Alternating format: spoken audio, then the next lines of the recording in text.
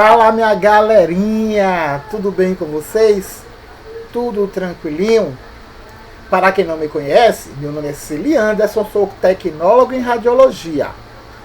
E vamos dar continuidade, na verdade vamos finalizar a disciplina de medicina nuclear. E na aula de hoje vamos ver o que? A história da medicina nuclear.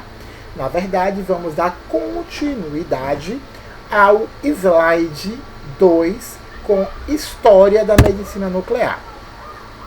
Vocês já estão cansados de saber, né, sobre a história da radiologia, porque todas as disciplinas a gente conta um pouquinho dessa história. Porque a gente sempre procura contar um pouquinho para que vocês entendam, né, como cada especialidade, né, cada procedimento, cada exame tem a ver com a descoberta dos raios-x, beleza? E a medicina nuclear não é diferente. Tranquilo? Então, vamos dar início à história da medicina nuclear. As substâncias radioativas utilizadas em medicina nuclear são chamadas de traçadores. E isso a gente já viu na aula passada. Por quê? Porque sua passagem pelo corpo humano pode ser acompanhada externamente. Então, esses traçadores, né, que são os radioisótopos, ele vai ser, vamos se dizer de uma forma grosseiramente, né, inserido no fármaco, que torna-se radiofármaco, e vai ser, de uma forma também grosseiramente falando, injetado no paciente, certo? Nesse momento, o paciente ele torna-se radioativo. Lembram disso? E aí, o que vai fazer, né, que a gente veja aonde está todo o processo é simplesmente o equipamento que vai detectar essa radiação no paciente. Esses isótopos radioativos que existem na natureza são chamados de isótopos naturais. O urânio foi o primeiro isótopo descoberto por Henri Becquerel em 1896. Já em 1898 foi descoberto o rádio por Marie e Pierre Curie, a família Curie, que descobriu também ali, ó, o polônio, tá? Houve então, em 1898, a definição do termo radioatividade. Vocês lembram então qual é o termo radioatividade? O que significa radioatividade?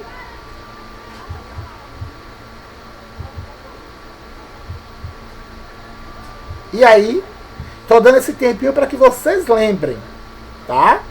Tô dando esse tempinho para que vocês lembrem do termo radioatividade. Mas para quem não lembra do termo radioatividade, a radioatividade é a propriedade que alguns átomos, como urânio, rádio, possuem de emitirem espontaneamente energia na forma de partícula ou ondas. A radioatividade nada mais é do que, no caso, aí eu estou falando da radioatividade natural, beleza? Mas a radioatividade nada mais é do que emissão de energia por partículas ou ondas, certo? Já aí, em 1901, Danlus e Eugene, família Bloch, colocaram rádio sobre uma lesão da pele causada por tuberculose. Segura aí. Vocês lembram lá da história de radiologia que o índice da radiação, o nível da radiação que as pessoas tomavam ali, né, causavam que danos na pele, não é isso?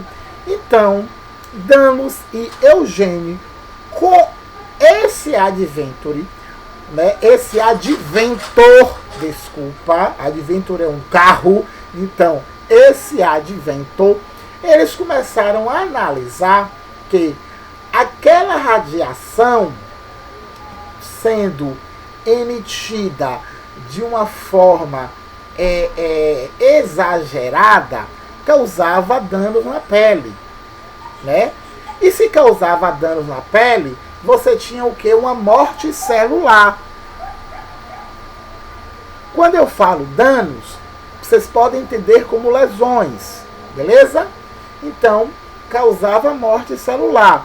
Então, foi uma época que se tinha muita tuberculose. O que foi que eles fizeram?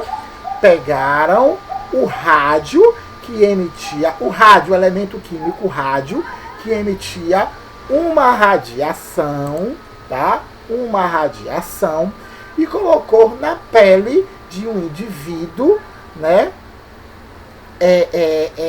Que tinha tuberculose. Assim, então, matando, lesionando, né, aquela determinada pele, tá? Em 1913, Frederick publicou o primeiro estudo sobre a injeção intravenosa do rádio para a terapia de vários tumores. Em 1923, houve a primeira aplicação de traçadores radioativos para exploração biológica. Ou seja, já começa aí, ó, a radioterapia.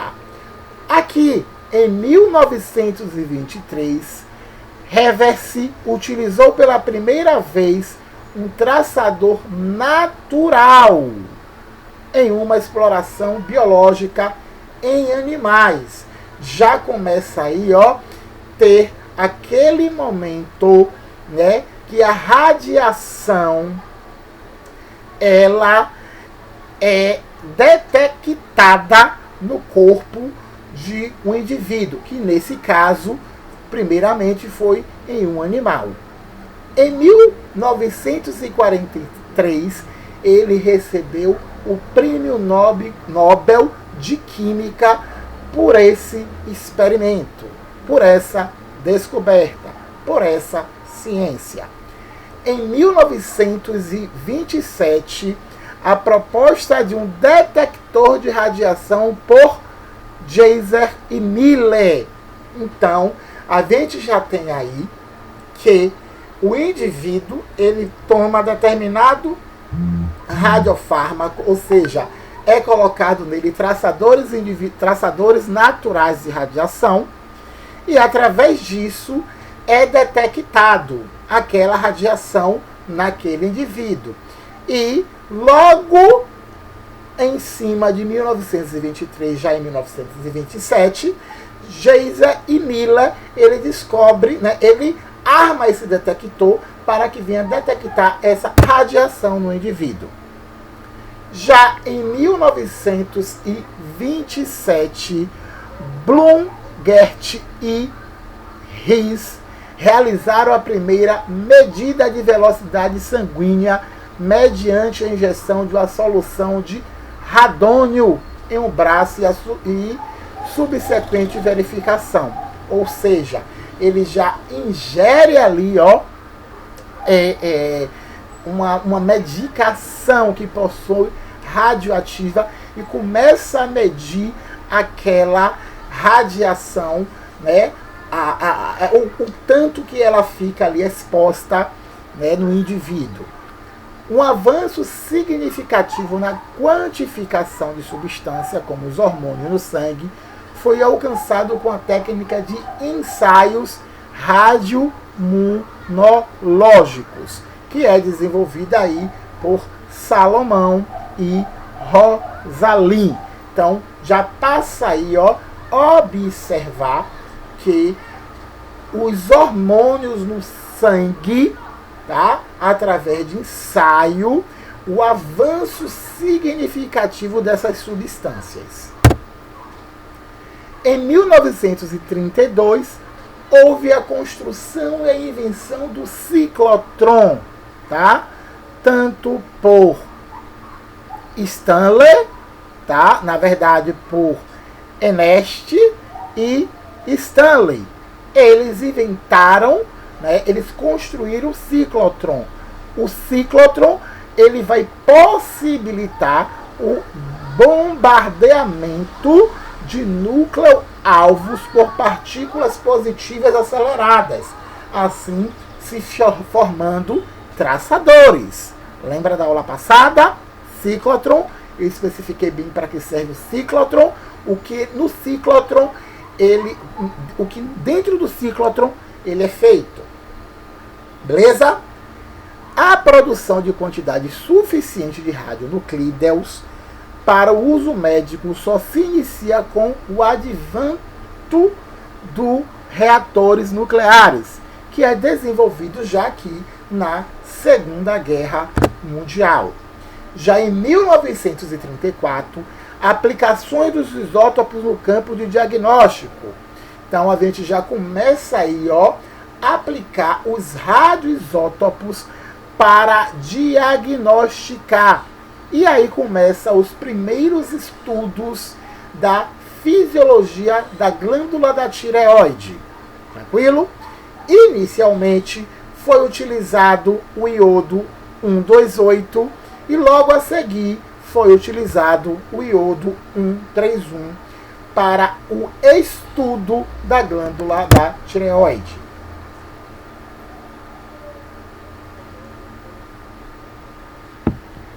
Inicialmente havia poucos radionuclídeos adequados para determinadas aplicações médicas. E grande parte dos estudos clínicos enfocava a avaliação das glândulas da tireoide. Então, logo quando se começou esse diagnóstico, esse tratamento, só era para a tireoide. Depois que foi crescendo, ou seja, depois que foi se descobrindo outros radionuclídeos, né, para aí fazer estudo das outras estruturas do corpo. O principal detector usado, o detector, quem foi que descobriu? Geiger-Miller. Então, levou-se o nome de Geiger-Miller, esse detector, né, que indicava a presença daquele radiofármaco, detectava aquele radiofármaco. Já em 1939, houve a primeira aplicação terapêutica do iodo 131. Aonde? Na tireoide, no tratamento da tireoide. Lembre, por ter poucos radionuclídeos, só era utilizado, né, esse procedimento na tireoide, devido o iodo 131, que naquele momento era o único que foi descoberto para a realização desses procedimentos. Pouco tempo depois, o iodo 31 ele foi investigado e aí passou a utilizar ele aonde? Em problemas hematológicos, servindo assim para estar medindo aí, ó, o volume sanguíneo, volume plasmático, volume corpuscular e para determinar a sobrevida dos glóbulos vermelhos. Em 1943, houve o primeiro reator nuclear. Em 1955, Benedict, ao invés de consumir o mapeador linear, deu início à era do diagnóstico por imagem. Então, primeiro, utilizou os radionuclídeos para quê? Para tratamento. Logo depois, passou a utilizar esses radionuclídeos para o diagnóstico. Em 1952, chega o termo, ou melhor, o termo medicina nuclear é substituído por medicina atômica, que foi o primeiro nome da especialidade. Em 1949, fundado a Faculdade de Medicina da Universidade de São Paulo, houve o primeiro laboratório de isótopos. Em 1954, uma clínica de medicina nuclear no serviço de radioterapia do Hospital das Clínicas foi montada. Já em 1957, Anger desenvolveu a câmera de cintilação, que hoje conhecemos como o procedimento, né, de cintilografia, o exame, na verdade, de cintilografia, né? Um sistema de formação de imagens que não exigia que o detector fosse movimentado e que apresentava uma maior resolução geométrica. E as informações adquiridas por essa câmara de cintilação, ela passou a ser transformada em imagens e exibida por um tubo de raios catódicos.